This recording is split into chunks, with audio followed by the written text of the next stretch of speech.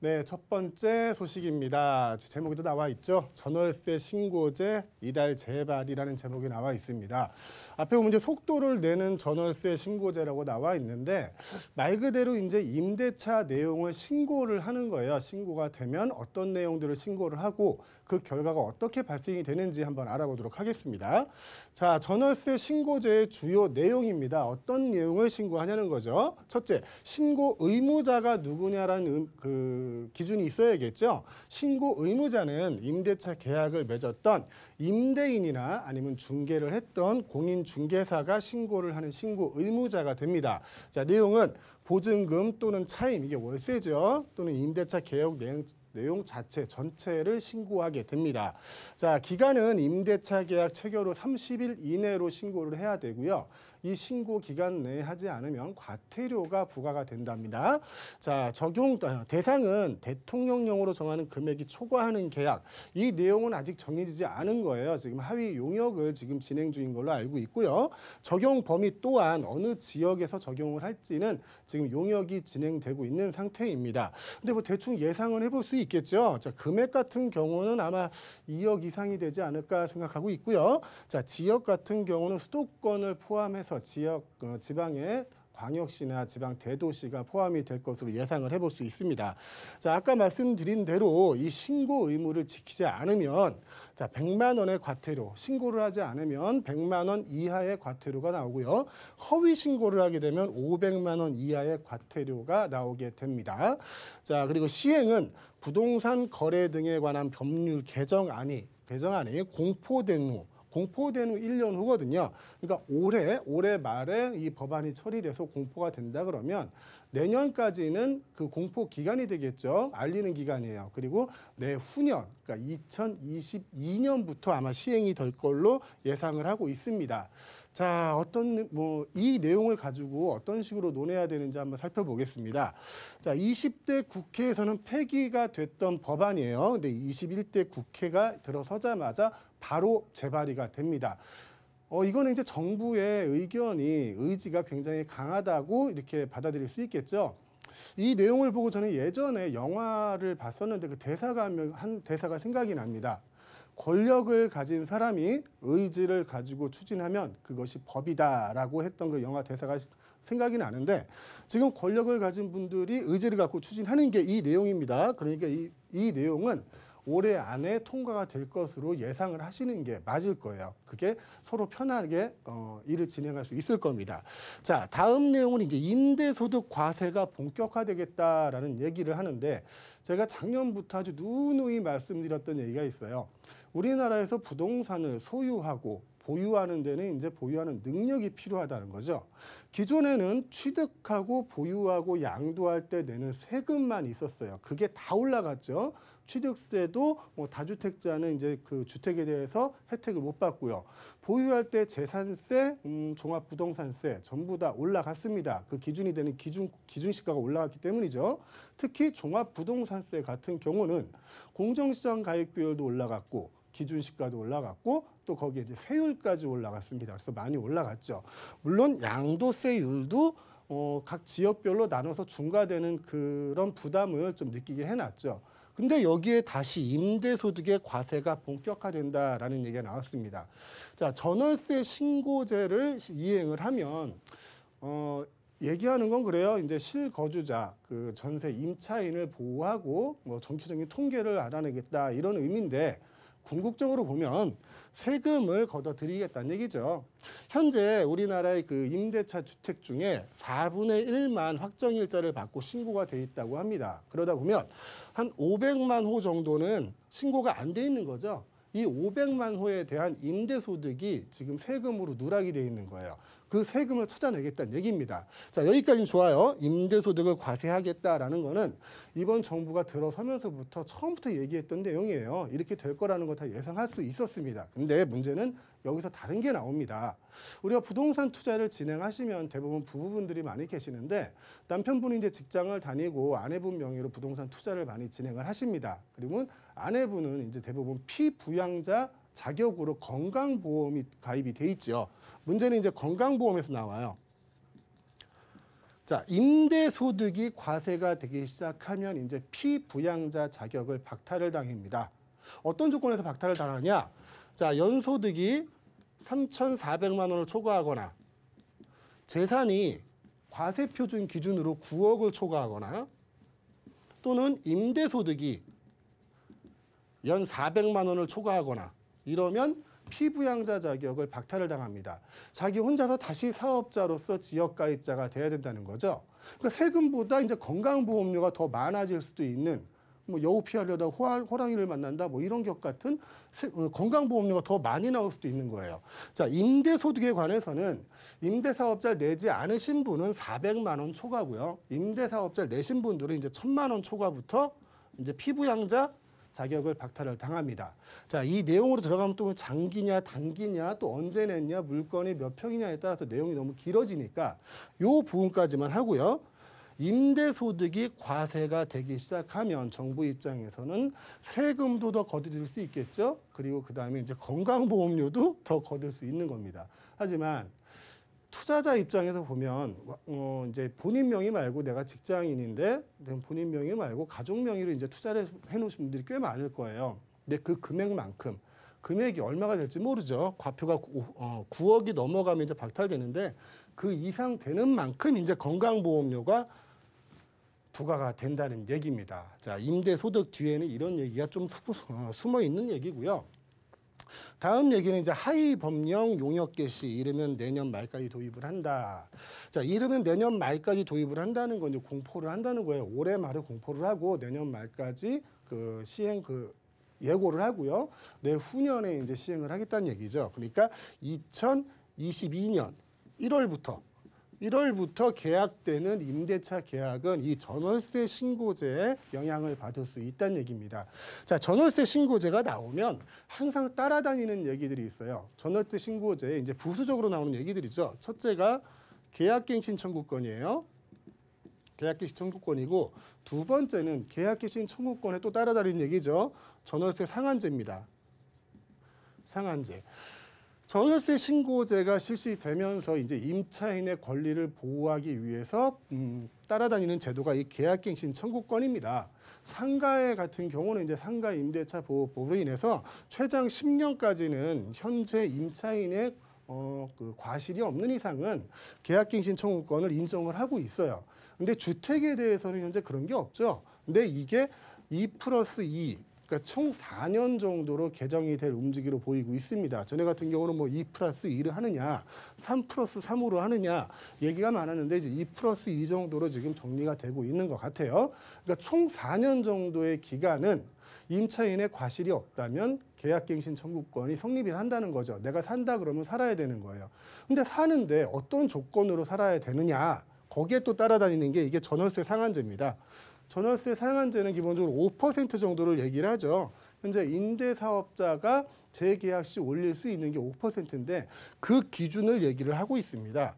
자, 전월세 신고제가 실시가 된다는 거는 아까 말씀드렸다시피 임대소득의 과세가 된다는 얘기고 임대소득 과세가 된다는 얘기는 건강보험에서 피부양자 자격을 박탈당할 수 있다는 얘기입니다. 이게 첫째고 두 번째는 전월세 신고제가 실시가 되면 계약갱신 청구권은 당연히 따라올 것이고요. 그 밑으로 전월세 상한제까지 당연히 따라올 것입니다. 이 세 개는 한 세트라고 보시면 됩니다. 지금 이 전월세 상한제가 신고제가 실시가 되겠다는 거예요. 처음에 말씀드렸다시피 권력을 가지고 의지 있게 행동을 하고 지금 법을 만들려고 하고 있잖아요. 그래서 22년 쪽에는 이게 시행이 된다고 예상을 하는 거죠. 그러면 좀 문제가 생기는 게 이런 거예요. 예전에는 전세가 1년이었습니다. 기억하시는 분도 있을지 모르겠는데 1년을 더하자, 전세 기간을 2년으로 늘리자 하는 적이 있었죠. 그래서 지금 현재 2년이 된 거잖아요. 이제 2년을 더 늘리자는 거거든요. 이때만 해도 1년에서 1년을 늘리자라고만 했을 때만 해도 전세 가격이 많이 올랐습니다. 왜? 임대인들은 2년치, 그러니까 1년 다음에 또 재계약하고 임대를 올리려고 했는데 못 올리거든요. 그러니까 2년치를 한꺼번에 올리는 거예요. 근데 지금 2+2를 하면 4년치입니다. 4년치고요. 처음에 2년 지나면 5%밖에 인상을 못 해요. 최상으로. 그러면 이 금액이 임대 금액에 반영이 되겠죠. 당연히 반영이 될 겁니다.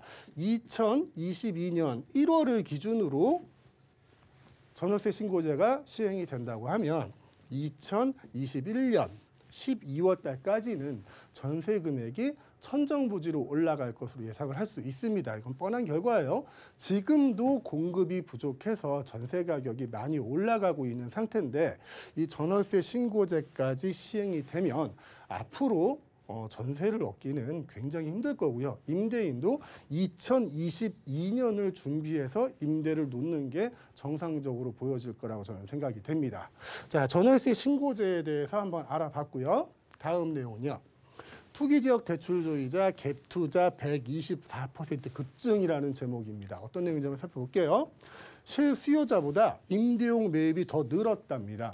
어떤 게요? 갭투자 등 임대용 주택의 매입이 124% 급증을 했다는 얘기입니다.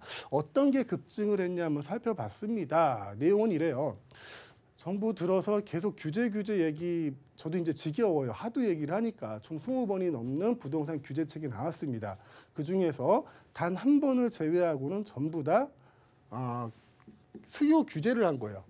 공급을 늘리는 게 아니라 수요 규제를 한 거죠.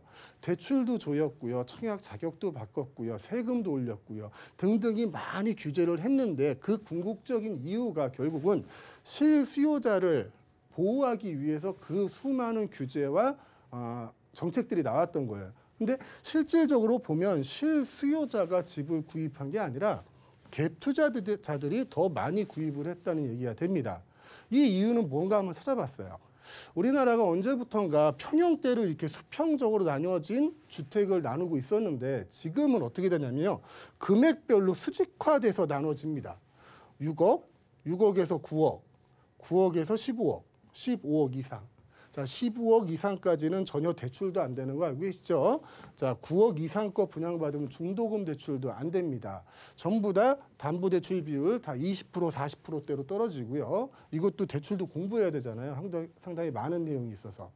수직으로 만들어진 이 중에서 실수요자가 실질적으로 대출을 받아서 집을 구입할 수 없다는 얘기예요. 구입할 수 없어서 전세 수요가 늘어났다는 얘기입니다. 그 사람들은 전세를 가야 돼요. 전세 수요가 늘어나다 보니까 갭 투자를 더 많이 하는 거죠. 사람들은. 전세 수요가 늘어나니까 전세가율도 올라가고요. 다음 내용에 이런 얘기가 있는데요. 넘쳐나는 전세 수요가 갭 투자를 부추기고 있다. 왜 전세 수요가 넘쳐날까요? 전세 수요가 넘쳐나는 이유는 딱 두 가지로 볼 수 있습니다. 전세의 공급이 줄어들거나 전세 수요 자체가 늘어나거나. 자, 실수요자를 보호하기 위해서 그 많은 규제 정책을 썼는데 결국은 전세 공급도 줄어들었고요. 수요만 늘어났습니다. 자, 두 가지 중 하나만 돼도 전세가는 상승을 하는데 지금 두 개가 다 해당된다는 얘기죠. 실수요자가 집을 구입하기 위해서는 너무 부담이 큽니다. 지금 3억짜리 집들이 뭐 몇 년 있으면 서울에 없어질 거라 그래요. 서울의 평균 주택 가격, 중위권 가격이 9억 2천만 원 정도 합니다. 9억 2천만 원. 이 정도면은요, DTI를 40%밖에 못 받아요. 나머지 60%는 자기 현금이 있어야 된다는 거예요. 거기서 좀 신축으로 옮겨가게 되면 대부분 뭐 12억에서 15억을 넘어갑니다. 15억이 넘어가면요, 아예 대출을 못 받아요. 내 현금이 다 있어야 돼요. 그만큼 가지고 있는 사람이 왜 여지껏 무주택자로 있었겠습니까? 결국 그 규제에 대한 역설로 볼 수 있는데 실수요자를 보호하기 위해서 만들었던 그 규제책들이 실질적으로는 실수요자가 집을 구매하기에 어려운 조건을 제공하고 있다. 이런 식으로 설명을 할 수 있을 것 같고요. 자, 매매 가격은 내리고 전세 가격이 오르면 전세를 끼고 사는 갭 투자가 활발해집니다. 당연한 얘기겠죠. 평균적으로 보면 지방 같은 데 보면요. 대전이라고 콕 집어서 얘기할 수는 없는데 그때 지방광역시 그쪽의 신축을 보면요. 전세가율이 96%입니다. 96%니까 내가 계약금 10%를 넣고 분양을 받으면 전세를 놓고 6%를 돌려받아요.